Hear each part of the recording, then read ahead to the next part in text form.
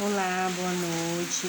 Eu sou Lúcia Cristina e eu queria compartilhar aqui com o professor e com algumas pessoas também um pouco do conhecimento adquirido da aula passada sobre os heterocídios. Então, os heterocídios, eles são encontrados na natureza, nas plantas da família Angiosperma e também em alguns anfíbios lepidópteros, na produção de toxinas contra alguns predadores. E os heterocídios cardiotônicos ou os glicosídeos cardiotônicos, eles são classificados como primário e secundários. Os primários, eles são encontrados geralmente nas plantas frescas,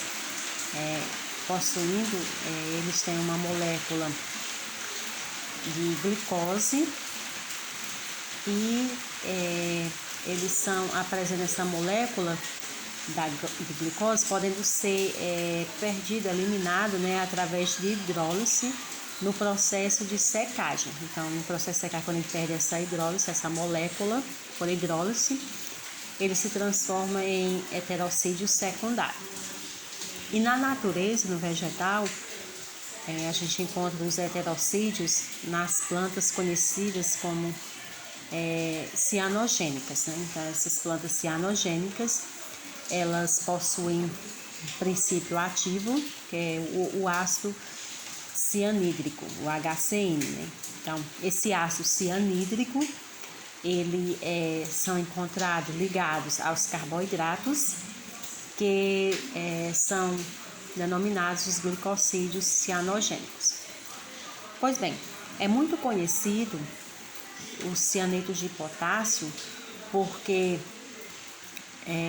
eles têm como um composto químico altamente tóxico. Então, o composto do cianeto de potássio é altamente tóxico e quando ele se liga a algum ácido, ele se transforma no ácido cianídrico, E esse ácido cianídrico, se ele for inalado, ele pode levar o animal, pessoa ou animal, que seja, à morte. E por que ele leva à morte? Porque a união do íon que tem no cianeto de potássio, o íon de potássio, a união desse íon à hemoglobina, ele faz com que a hemoglobina, que ela é responsável por transportar o oxigênio para os tecidos, faz com que a hemoglobina não transporte o oxigênio para o tecido. Então, perde-se realmente a oxigenação e acarreta a morte muito rápida. Só que no cianeto de potássio, propriamente dito, eles também têm utilidades. Ele é tóxico se for realmente consumido, se for inalado, mas ele também serve na produção de algumas utilidades. Por exemplo, ele serve na produção do plástico, ele serve para a produção da cola instantânea, serve também no processo de douração dos metais a frio, Então o ouro ele é utilizado lá no processo de douração.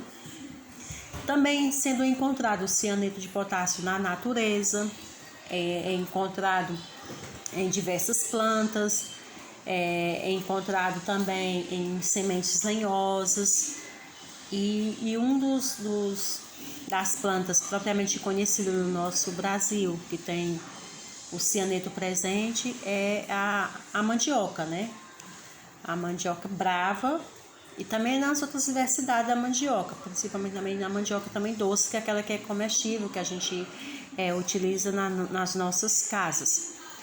E é na raiz da mandioca que está presente lá o cianeto, que é altamente tóxico.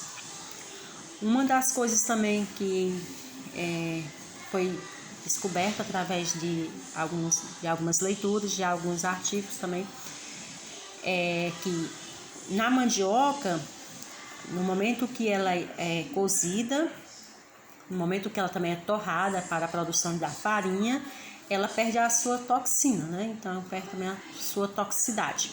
Por isso que ela pode ser consumida dentro dessas maneiras, dessas formas, né? Que é depois de ser preparada na cozinha e na farinha depois do processo de torração, né? Que foi feita quando é torrada.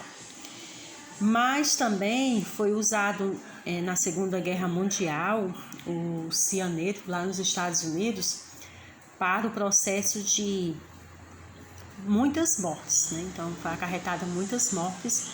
Eles utilizavam lá nos Estados Unidos cápsula, né? Fazia as cápsulas do cianeto e colocava essas cápsulas, eram derramadas juntamente com outro ácido lá e levavam muitas pessoas a um galpão, um certo local lá e liberavam esse ácido juntamente com o cianeto para fazer com que as pessoas inalassem aquele ácido altamente tóxico e as pessoas começassem a perder realmente a respiração, né? Iam morrendo aos poucos, asfixiadas.